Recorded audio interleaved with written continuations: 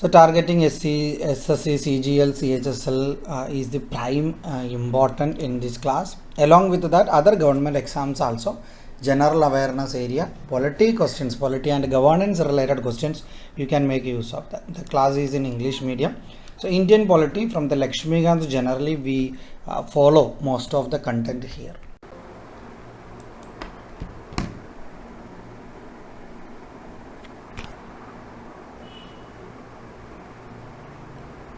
Okay, so try to answer this.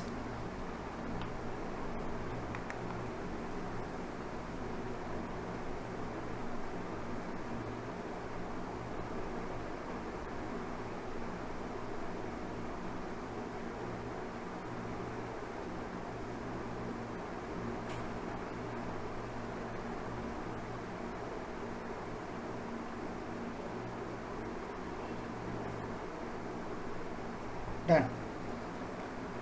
How many members of upper house, that is Rajya Sabha, can be nominated by the President of India? We know that in the Rajya Sabha, as per the constitution, maximum 250 is possible. In that 250, 12 are nominated, 238 are represented by the states and union territories. Yes or no? Then 12 are nominated from art, literature, science, social service. Okay, so by the president only nominating this. So out of this 250, we know as of the present time, maximum is 245 there in the houses. In that 12 is nominated. That means 233 is from states and union territories. Okay, try this.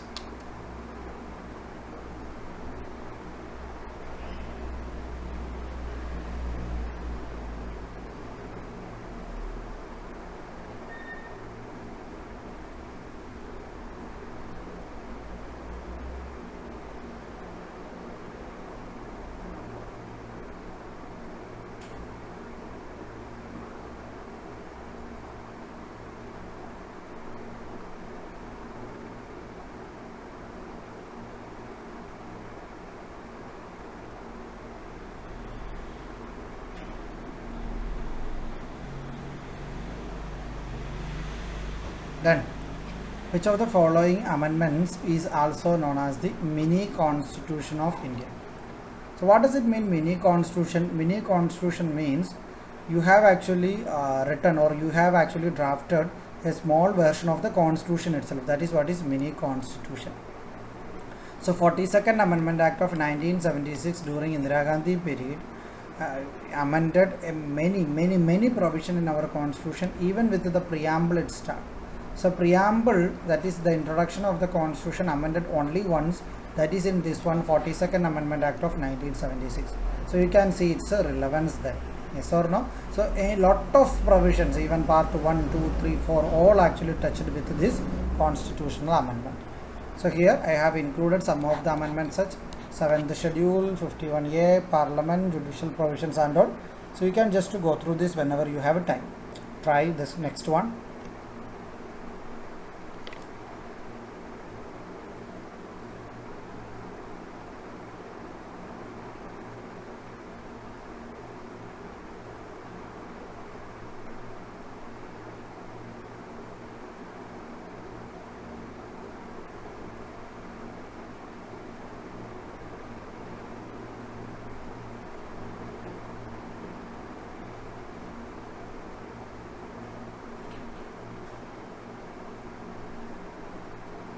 Done. Which of the following is justiciable in nature? So what does it mean, justiciable? Justiciable means if it is violated, you can approach the court for enforce that. That is the meaning of the justiciability. So if someone say that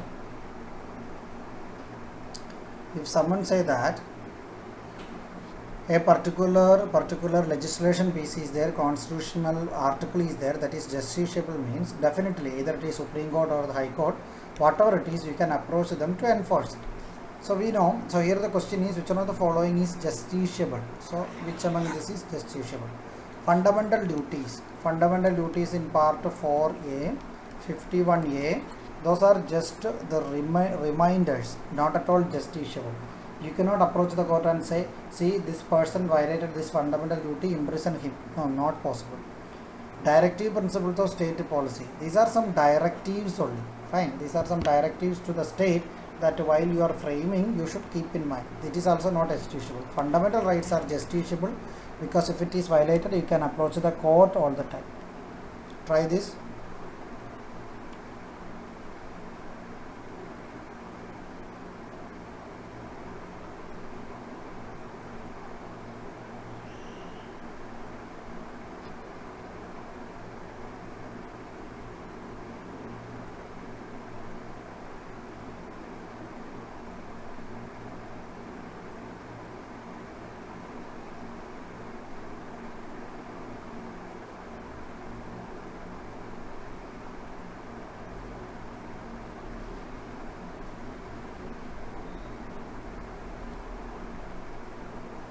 Done. Which of the following right has been removed from fundamental rights and converted to a simple legal right?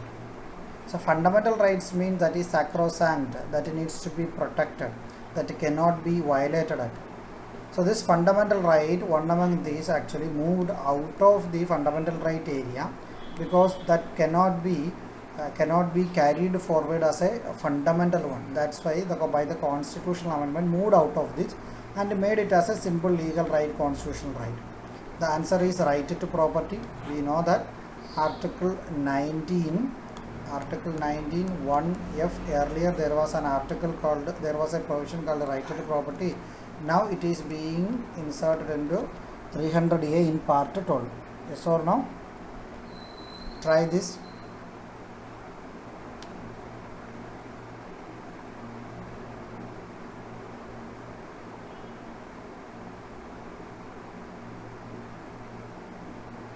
Done. Which of the following does not come under the fundamental duty? Fine. Such as safeguarding public property is a fundamental duty, protecting, improving natural environment, fundamental duty, promoting harmony, fundamental duty, protecting freedom of speech and expression, it is a fundamental right. So D is the answer here. Try this.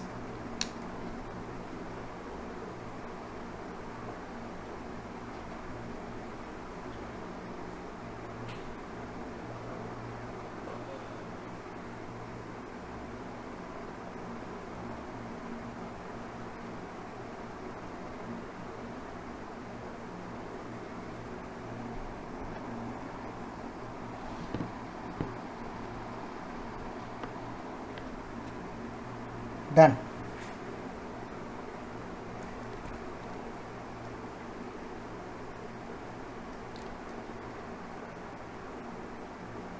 CAG, Comptroller and Auditor General of India, is appointed for how many years? What is his normal tenure? CAG's normal tenure is 6. Election Commission of India's normal tenure is 6. Okay, yeah. Next one.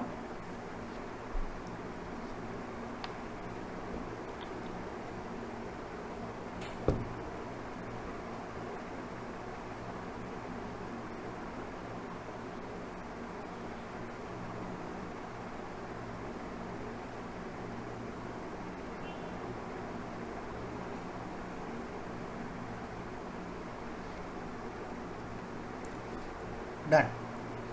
Who is the custodian of Contingency Fund of India? So generally, Constitution has mentioned 3 funds related with the Government of India. That is Contingency Fund of India, Public Accounts of India and Consolidated Fund of India. So consolidated contingency. Consolidated Fund of India, that is at the disposal of the Parliament. So if you want to take any money out of that into it, for that Parliament by law is only possible.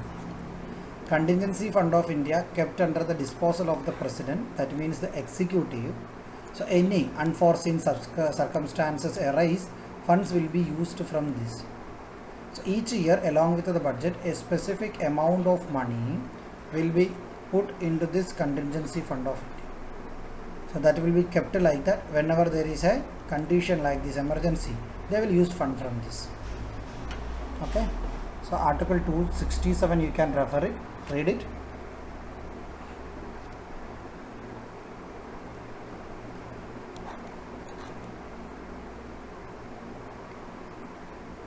See, so Parliament may by law establish a contingency fund in nature of the impression to entitle the contingency fund of India, and an amount shall be paid to that, and it is kept at the disposal of the President.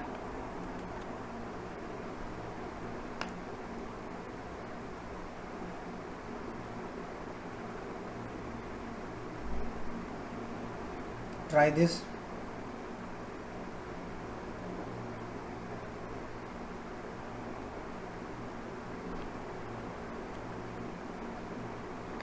Which of the following country doesn't have a written constitution? Which one of the following country doesn't have a written constitution? India has a written constitution, we know. Which one of the following doesn't have it? United Kingdom, Australia, United States of America, Bangladesh. It is the United Kingdom. The setup of the United Kingdom is like that. United Kingdom, mainly they treat their citizens as a responsible one, the responsible one in the democratic way. So they doesn't need any particular strict text that they should do this, they should not do, nothing like that. So but they do have actually their own legislation. The laws passed by the parliament is there, the decisions taken by the court is there, then many philosophers theories related with the constitutionalism and all are there. So these all they use as a reference, plus convention means the customs followed in the democracy.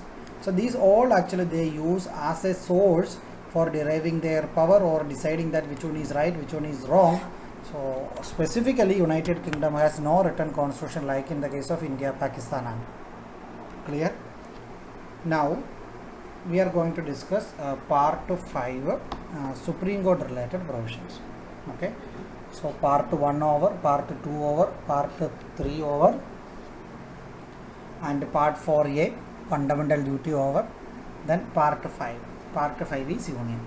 So in that part 5, in the starting of the class you might have observed, part 5 has an executive provision, a legislative provision, executive provision, a parliament provision, that is legislative provision, then there is Supreme Court related provision, CAG related provision. So in that executive consists of, I told you already, President is there, Prime Minister is there, Council of Ministers are there, then comes Attorney General of India. Parliament we have President, then Lok Sabha, then Rajya Sabha. Supreme Court we have Supreme Court related provision, CAG we have the Auditor General of India. So in that this portion I am discussing now, that is Supreme Court, easy one. So whenever I am discussing Supreme Court, keep in mind the state is there, no, part 6. In that High Court provision is there, no, that also will be covered under this. Article 124 to 147 in part 5 deals with this, fine, deals with the Supreme Court related provision 124 to 147. So the Supreme Court consists of 34 judges. In that 34 judges, in that 33 are the judges, one is Chief Justice of India. Totally 34 are there in the Supreme Court. So this is the way the appointment of judges are happening. Just to see that content, I will explain it. See, read it.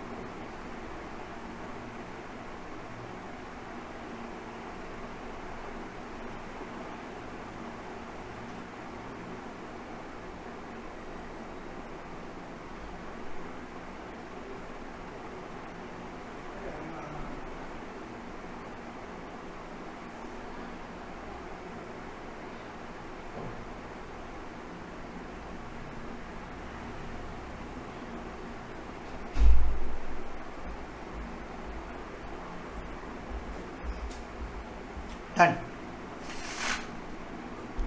So the appointment of judges. The judges of the Supreme Court are appointed by President of India. There is no doubt at all. Not just the Supreme Court judges, the judges of the High Court also appointed by the President of India. Keep that in mind.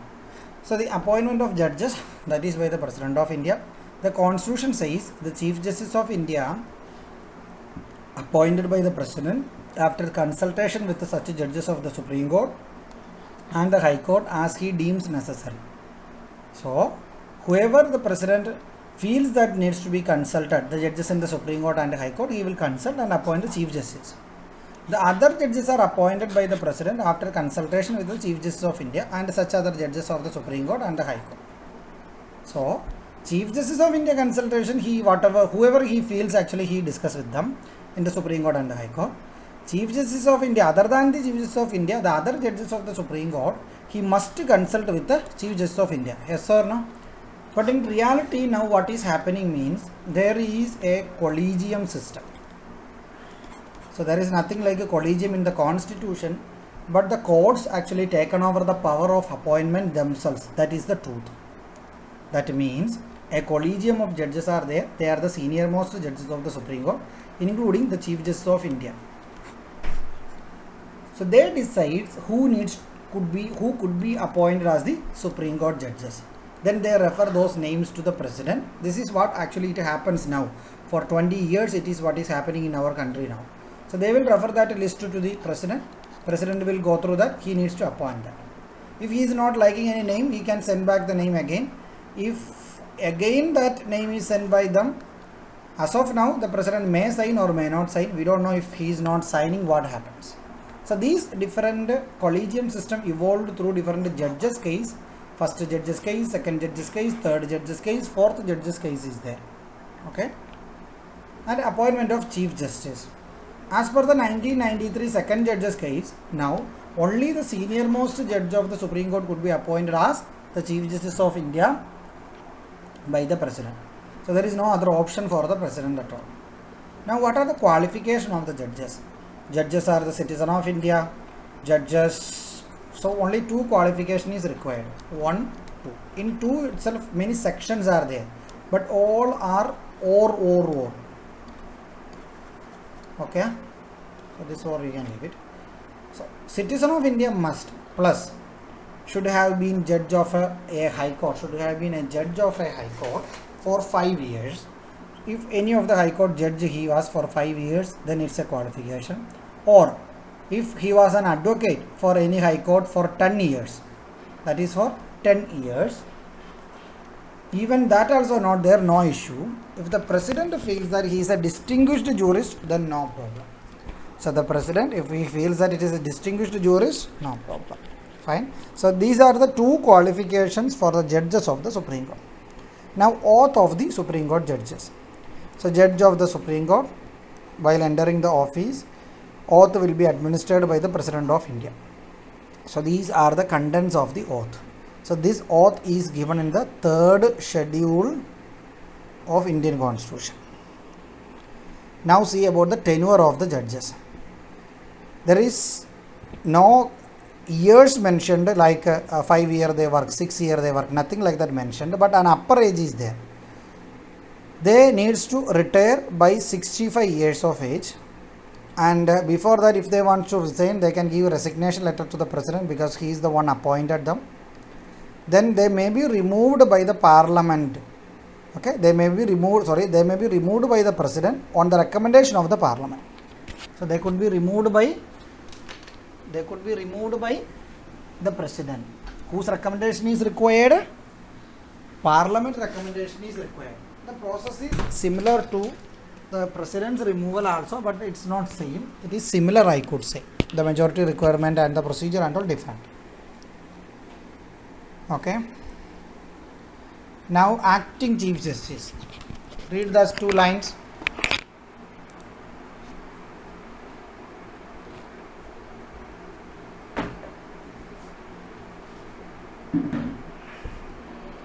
Done.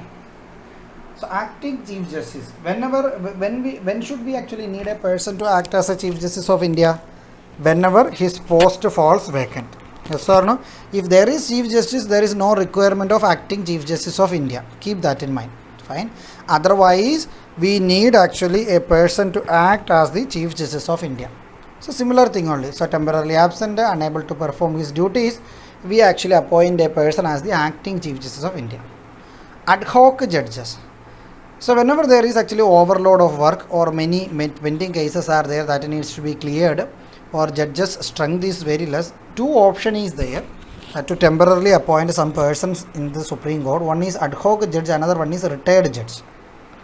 So ad hoc judge, it is appointed by the Supreme Court Chief Justice of India. Chief Justice of India can appoint a judge as ad hoc judge, fine, from the lower courts. So he will actually call the judges from the lower courts, means high courts, who are duly qualified.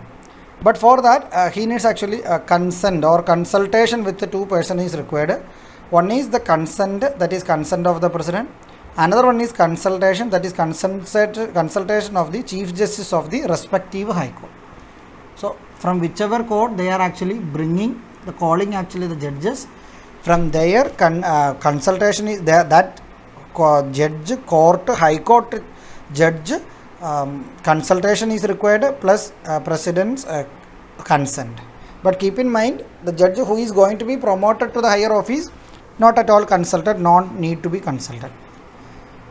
There is another provision of appointing retired judges also. Here also Chief Justice of India with the prior consent from the president only appointing a retired Supreme Court judge or a retired judge of the High Court who is duly qualified to be appointed as a Supreme Court judge, except in the case of age matter. So they can be appointed for a temporary period as Supreme Court judges. But here the consent of that person is required because he already retired from the service, no. So his consent is must there. Now, some points you can see here. These are the methods or these are the provision in the constitution that ensure the independence of the judges. So judiciary's independence, the Supreme Court, here it is Supreme Court, the similar thing you will see in the case of High Court also. Judiciary's independence is ensured through these different provisions given in the constitution. So the mode of appointment. Earlier also it was a little bit impartial, but many times, especially during the Indira Gandhi period and all, she has actually done very nasty things. By that appointment of the Supreme Court became actually some kind of well-wishers of only her followers, and she never actually prioritized the integrity of the people. Whoever in the court stood against her autocratic way, they actually got neglected by the Indira. Okay, so that's why, that is one of the reason this setup called collegium evolved. So now it is mode of appointment. Collegium means completely impartial from the political interference. Security of tenure. We know that Supreme Court 65 years of age is their end of the tenure. That means they can continue up to 65 years of there, no problem at all. If they needs to be removed, there is a proper procedure. That is not easy. That is a little bit tough procedure also. Fixed service conditions. While they are appointing as the judges of the Supreme Court, no, president in that service condition will agree something. So till they leave that office, the condition of service cannot be changed at all. Fine, including their pension, everything actually charged on the consolidated fund. That means the expense of the Supreme Court and the other salaries, pension, allowances, everything charged on the consolidated fund of India. That means that cannot be put into what? Political control again reduced. Conduct of the judges cannot be discussed in the parliament. See, parliament is a legislative body and a court is an adjudicative body. The performance of both the bodies independently without interfering in both spheres is required. That is the meaning of this statement here. The conduct of the judges that cannot be discussed normally in the parliament, especially the cases on trial and all cannot be discussed. If they want to discuss any activities, any behavior or any conduct of the judge, that should be only by a resolution for removing that judge. ban on practice after retirement. So once judge retired from the Supreme Court, that is the end of his career as a legal practitioner in one way, because he cannot represent any person in throughout the court in India. Not at all possible. Power to punish for its contempt. Power to punish for its contempt. If the court, if you are actually some way, if you are insulting the court and its stature, the court suo motu, its own actually take action against you and they may punish you. Freedom to appoint its staff. Supreme Court staffs are there, no? They are appointed by the Supreme Court itself. Their service conditions are decided by them. Anytime they will be dismissed by the court themselves. Even the administrative tribunal, these employees cannot go for justice. Not possible. Separation from executive. Judicial function are the function of the judiciary. Earlier the magistrate, the collectors had this magisterial power also. Now this magisterial power is separate. Okay, that means IAS walas actually now no more actually have this judicial powers. Power of Supreme Court. These are the different powers of the Supreme Court. So whatever I have mentioned here, similar thing is there High Court also, but only the upper age is 62, retiring age. Power of Supreme Court I have mentioned, the most of the powers are there High Court also. So these are the powers of the Supreme Court. That means original jurisdiction is there, writ jurisdiction is there, appellate jurisdiction is there, advisory jurisdiction is there, court of record, power of judicial review and other powers. So original jurisdiction. So what does it mean, original jurisdiction? Original jurisdiction means a case that can be heard by the Supreme Court in the first instance, not by way of appeal. Example, fundamental right related issues, you can directly go to the Supreme Court by Article 32. Or federal cases. Federal cases are there, no? Like a fight between state and state, center and state, group of states and the center. That is what is federal cases. Next one is writ jurisdiction. So writ jurisdiction is specific to the fundamental rights protection, Article 32. Appellate jurisdiction. So by way of appeal, you can approach the Supreme Court in criminal matter, in civil matters, in constitutional matters. You can approach. Advisory jurisdiction. As per Article 143, President can seek the advice of the Supreme Court related with a pre-constitutional contract or related with an upcoming law or decision. Court of record. So court of record, whatever the Supreme Court decides, that is kept for the perpetual memory. So whatever they said is a fact that will have evidentiary value, that needs to be produced, that could be produced in the lower court associated with the cases and fine, that could be produced there, that will have evidentiary value. The lower courts need not to question the decision of the Supreme Court. That is what is the court of record. Then power of judicial review. You tell me what is power of judicial review? What is power of judicial review?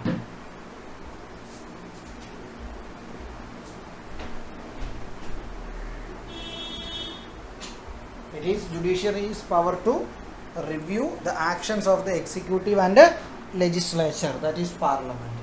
So their actions could be reviewed by the court, that is known as judicial review. Don't think that judicial review is the reviewing of the judiciary's action by judiciary. No, not at all. That is judicial overruling. Okay. So these I have explained already. So these are the articles. So just to see these articles. 124, 124A, 124B, C. So A, B, C actually struck down by the court. That was related with the NJC, National Judicial Appointments Commission, to replace the collegium replacement. But what happened is, never, the Supreme Court never will give back that appointment power to the political party, political powers again. That's why NJAC they struck down that. It was a fair one, but it is a late one. In fact, Indira Gandhi should have brought something like this. Instead, Indira Gandhi did actually unfair things. That's why we are struggling now. 124, 126, 127, 28. So all the things what I mentioned is here. So 136 is important. This is related with the special leave petition. Okay. Okay. Just to go through this once. Go through all the articles one.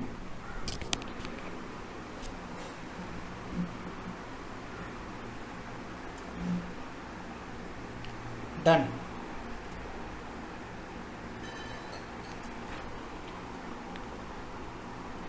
See these articles.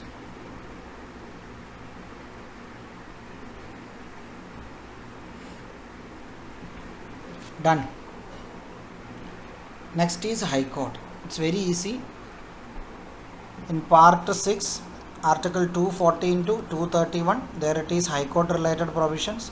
So everything related with the High Court, their organization, independence, jurisdiction, powers, procedures, all are mentioned there. So these are the different High Courts and their respective name. UP High Court name is actually Allahabad High Court. When it is came up, it is there, and their jurisdictional area.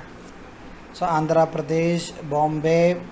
See, Bombay High Court has these all jurisdictional area, not just Maharashtra, Goa, Dadra, Nagar Haveli, Daman and Diu. Similarly, Calcutta, when you take Andaman and Nicobar and West Bengal is there. Fine.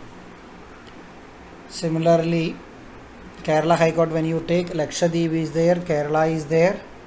So Madhya Pradesh, Madras, Manipur, etc., you can see that. So appointment of judges. Here also this judges case had importance. Second judges case, third judges case. Third judges case is the final one. So related with the appointment, related with the transfer of the judges, president now needs to follow the direction of the collegium. Qualification of judges, I cannot say similar, there is actually a gross difference in that. One is citizen of India. Second one is advocate of a high court for 10 years, it's okay. And held judicial office in the territory of 10 years.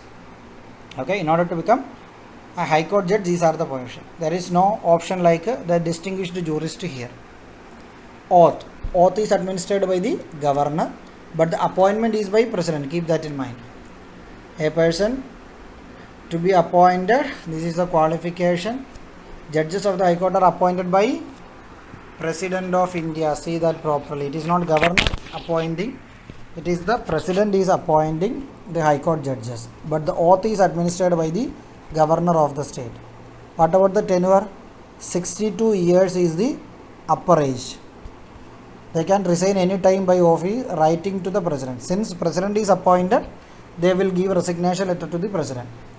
Can be removed from his office by the president by the recommendation of the parliament, or simply I could say the same procedure of Supreme Court judges removal is followed in the case of High Court judges removal, Chief Election Commission of India's removal, Attorney General of India's removal, the same process.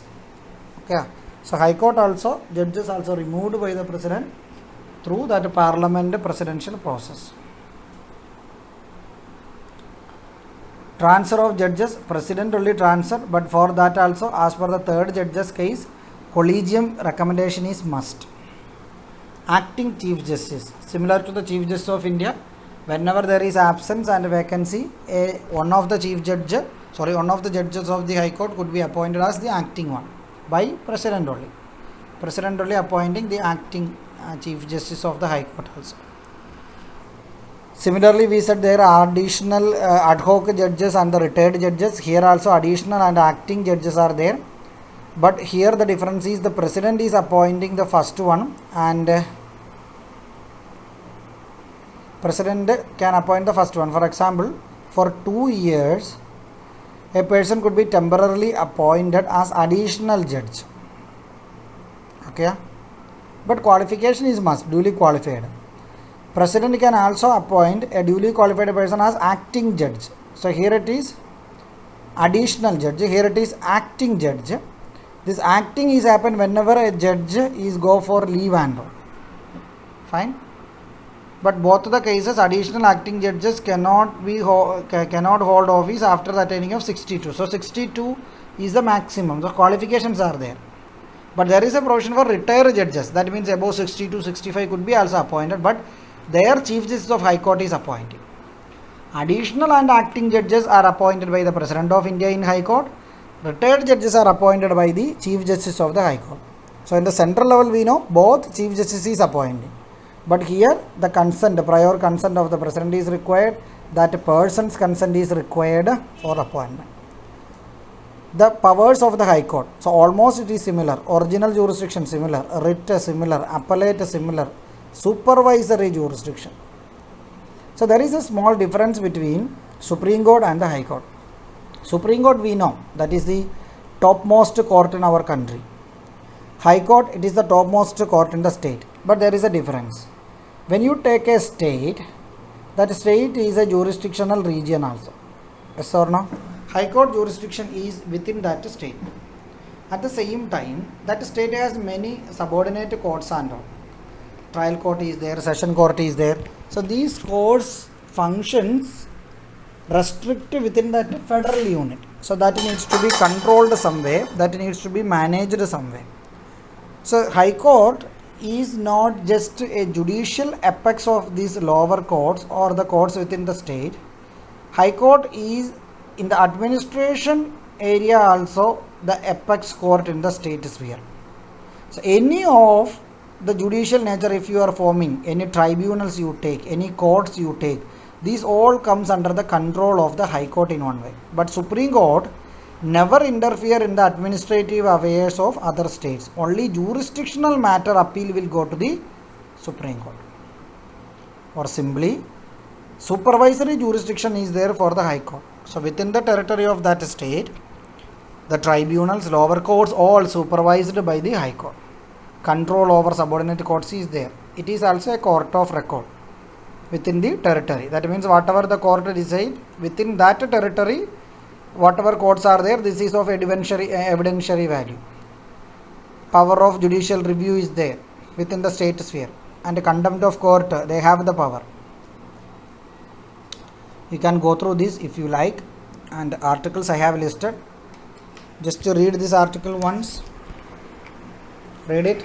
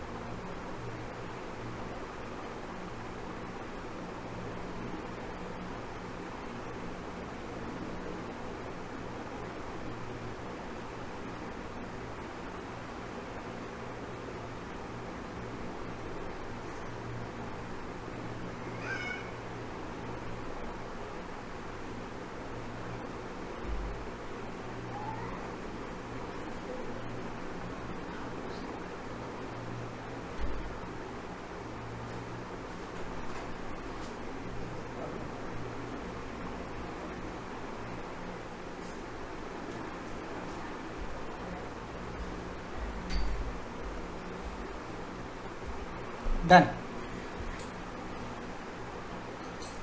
Have you read these articles? Okay, so read these articles properly. It may come handy. So Supreme Court, High Court we have finished. Now another most important thing is the legislature.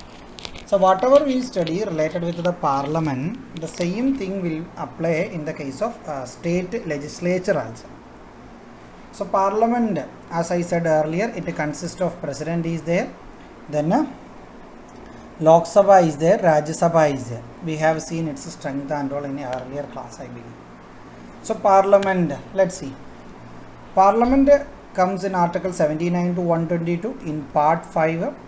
Indian parliamentary system, we said it has a Westminster model of government because it is in the model of British, and the British parliament is located in Westminster region. That's why we know we call Indian system as Westminster model of government.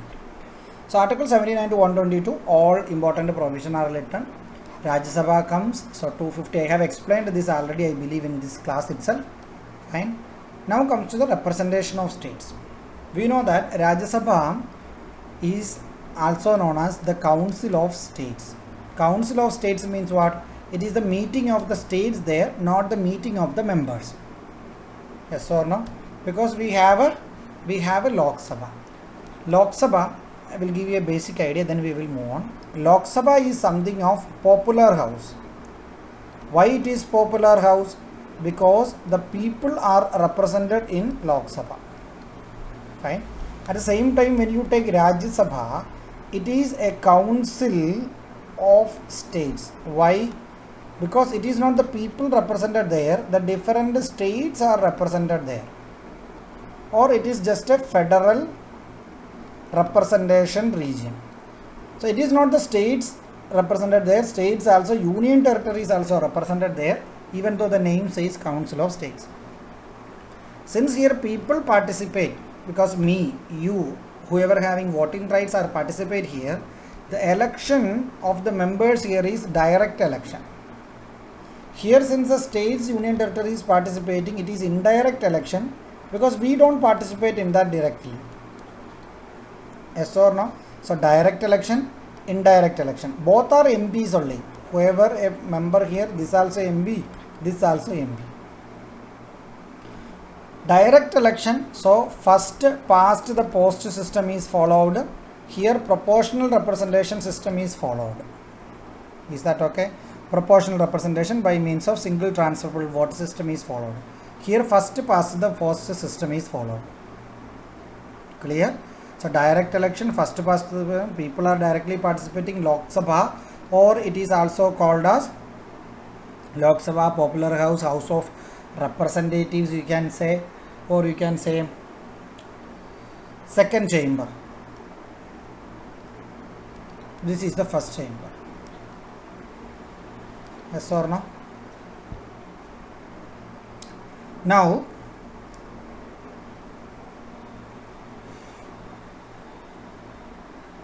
the qualification for Lok Sabha MPs and Rajya Sabha MPs almost same. Minor difference are there. One is here 25 age, here 30 is the age. Otherwise most of the things are same only. I will tell you that. I will show you whatever are the important things are. Is it clear? Let's delve into the details. Representation of states. The representatives of states in the Rajya Sabha are elected by the elected members of the state legislative assembly.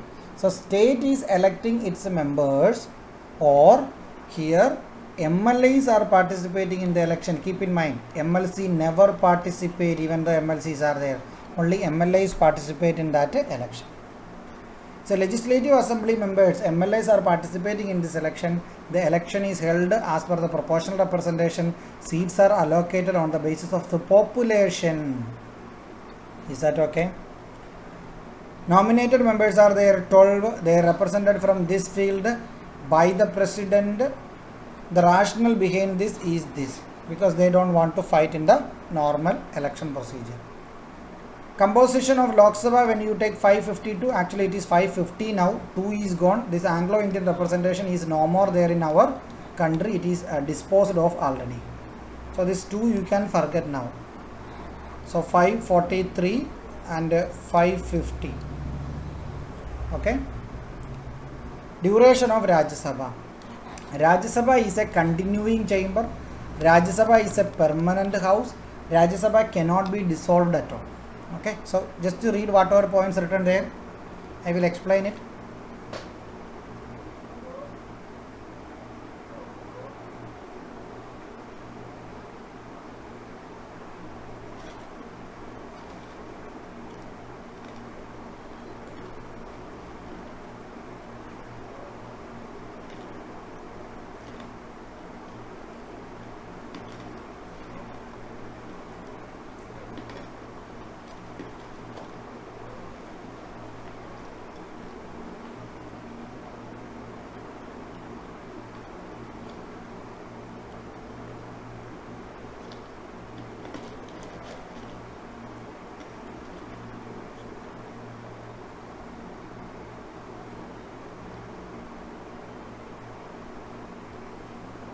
Done.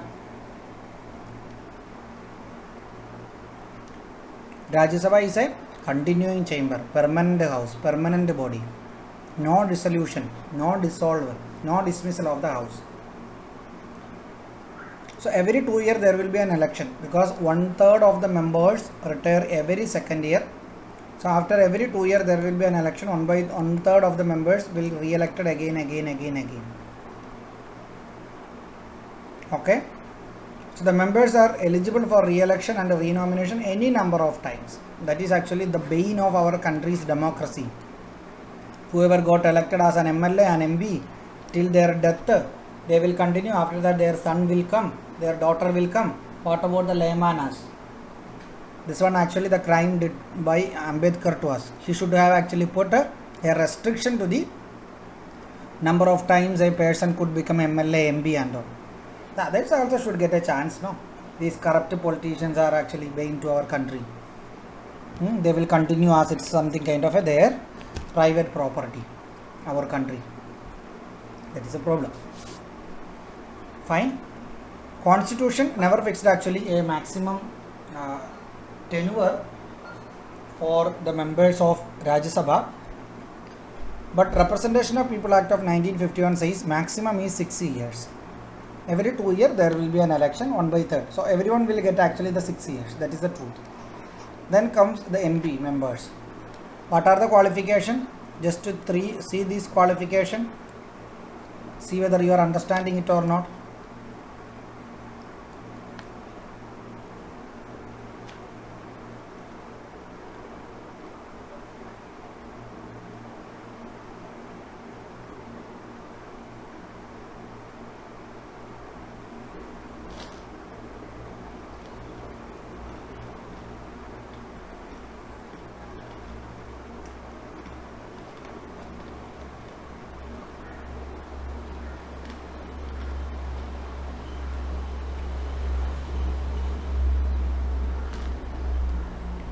Read fully, read all the points, see whether you are understanding it.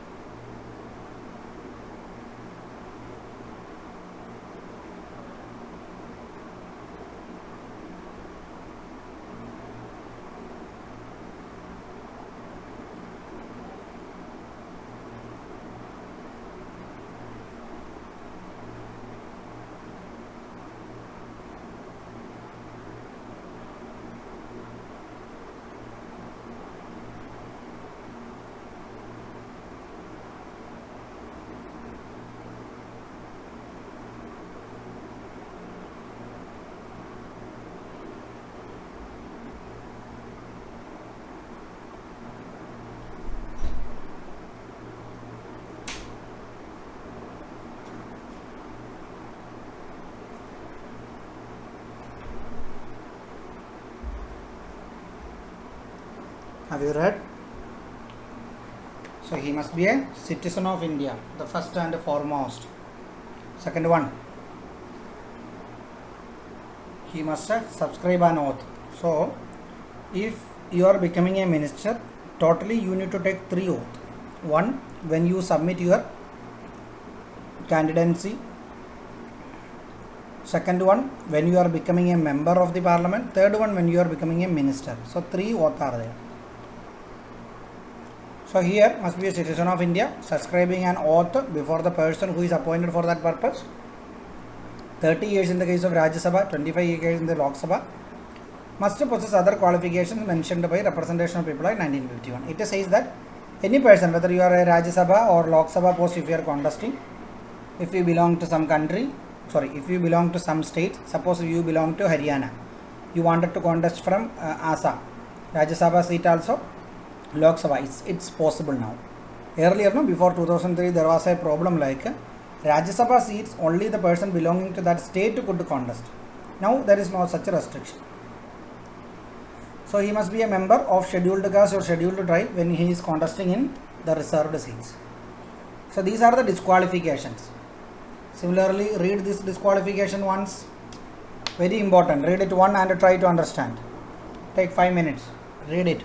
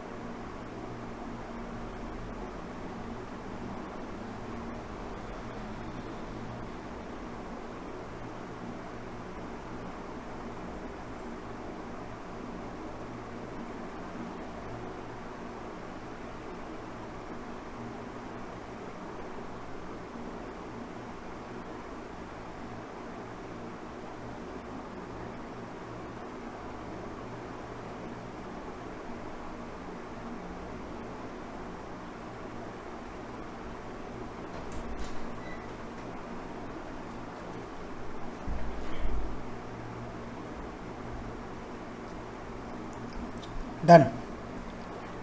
Okay, so I don't need to explain anything.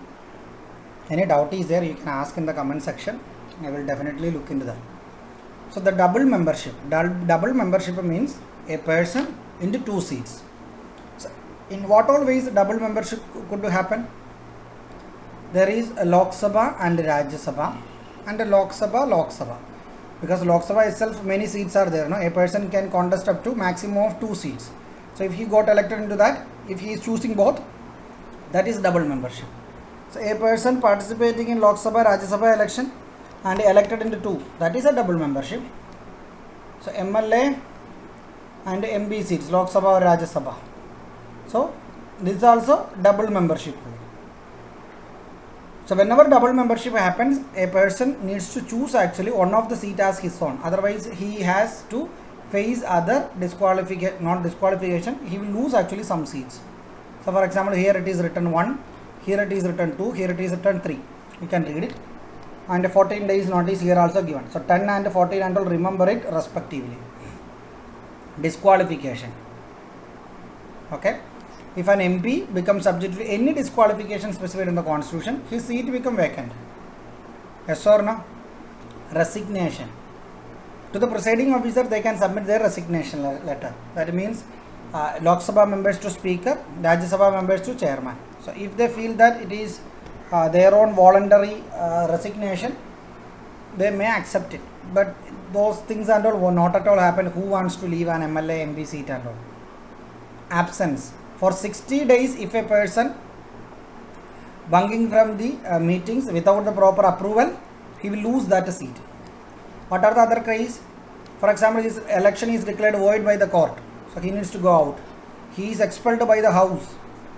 Okay, not suspended, expelled by the house. He will lose that seat. He elected as president, vice president or the governor, appointed as governor, he will lose that seat. Now this MP means the members, not to become the members, they need to take oath. Constitutionally, it is the president will give the oath, or president will appoint any other person to give oath to them. Okay, so this is the oath content. Then comes Speaker of the Lok Sabha. So Speaker of the Lok Sabha, we know the person who is presiding over there is the Speaker of the Lok Sabha. There is Deputy Speaker to assist him.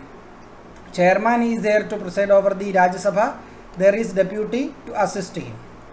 Let's see the Speaker of the Lok Sabha, what are his provisions there. Speaker is elected by the Lok Sabha from amongst its members. So first thing is he should be a member. Speaker is a member. Deputy Speaker is a member. Okay. But Chairman is not a member. Deputy Chairman is a member. Remember that. So the date of election of the Speaker is fixed by the President. Date of election of Speaker is decided by President. But date of election of Deputy Speaker is decided by Speaker. Is that okay? So he remain in office during the life of the Lok Sabha, not just till the end of the life of the Lok Sabha. Even after that he continues that office. I will tell you that. He vacates his office earlier in any of the following cases. If he ceases to be a member, if he is losing the membership, maybe his electoral problem, court might have declared it is invalid, he wants to resign from the house and wants to go to the USA. So like that, anything it could be. So whenever he stops to become a member of the Lok Sabha, he stops to become a speaker. He could resign, but the resignation letter needs to be given to the Deputy Speaker. So these are OMR questions. So he could be removed by the Lok Sabha. So only Lok Sabha is removing him by passing an absolute majority resolution. So when a resolution for his removal is moved, he cannot preside over that. Instead, like a normal member, he participate, he speak in that, he vote in that in the first instance. Otherwise, as a presiding officer, Speaker always have a secondary votes, not the first instance vote. Only casting vote he is as. But whenever his removal resolution is moved, he has first instance vote. It should be noted here that whenever the Lok Sabha is dissolved, the Speaker does not vacate his office, continue till the newly elected Lok Sabha meets. Okay. I will tell you about the Deputy Speaker, then we will discuss the powers. Deputy Speaker of the Lok Sabha, elected by Lok Sabha itself from amongst its members.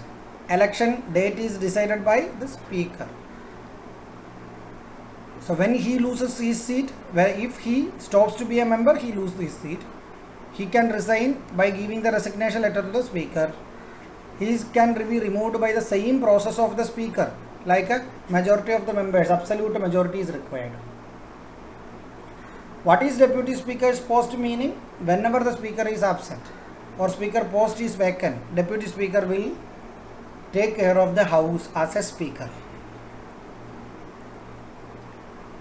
Okay.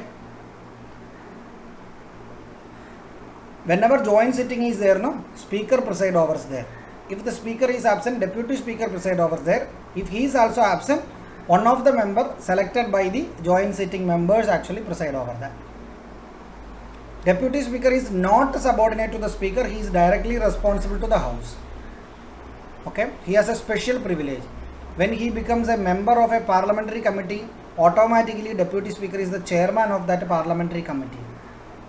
Okay, but whenever the speaker is there presiding over there, speaker take care of all the activities.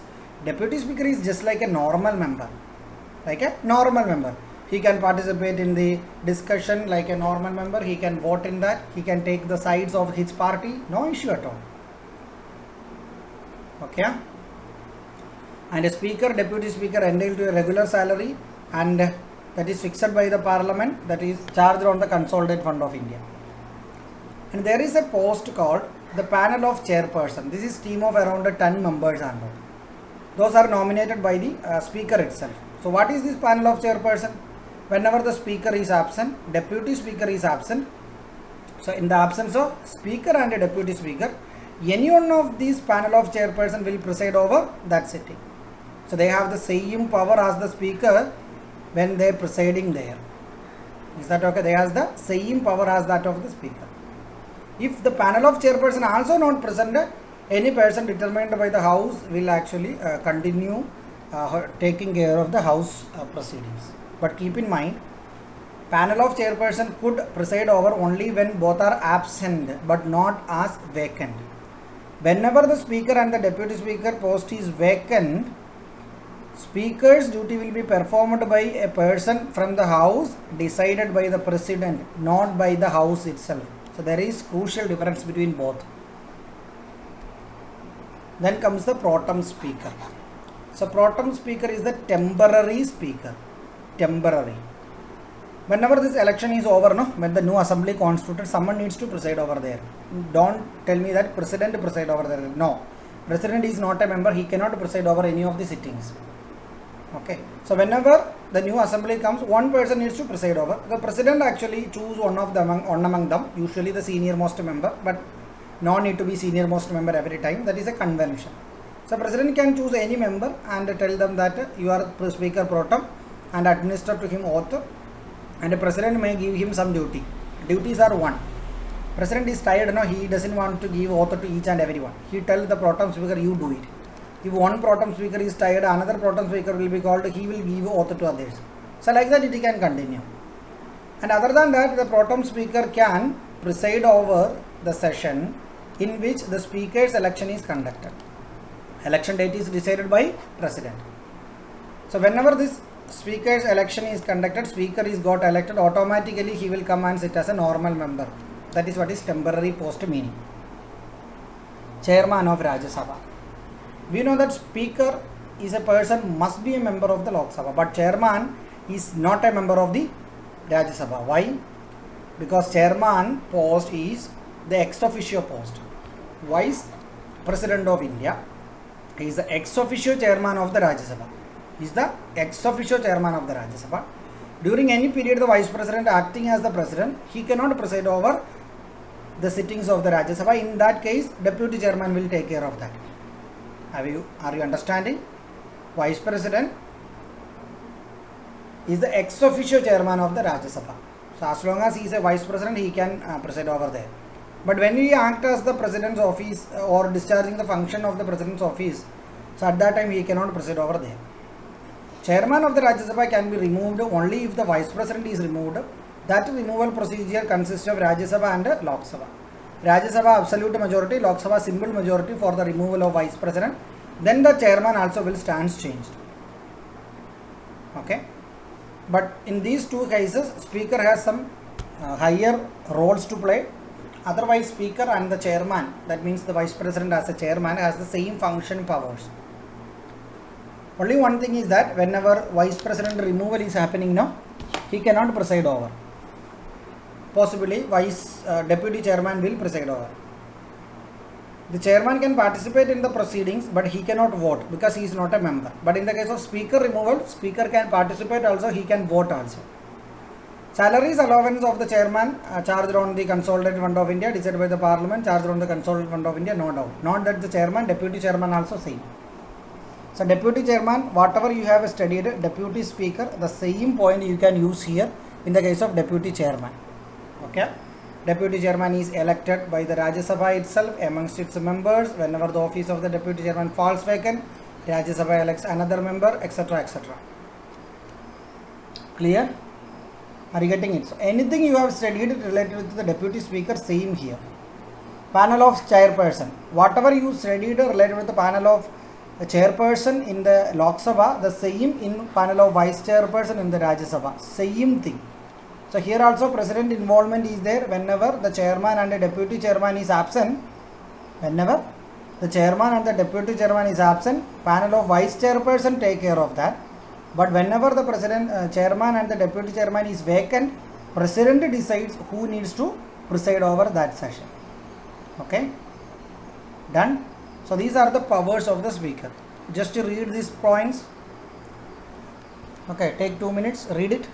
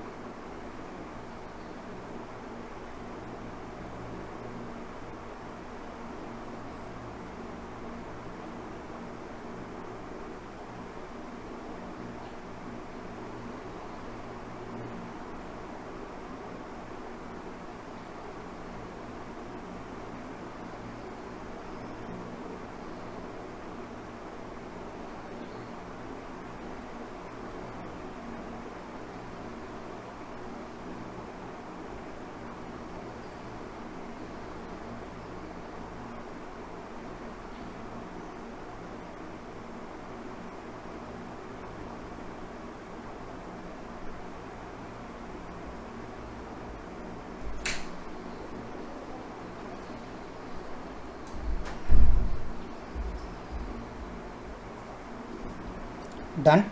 So these are the powers of the speaker. The similar powers you can expect in the case of chairman of the Rajya Sabha also.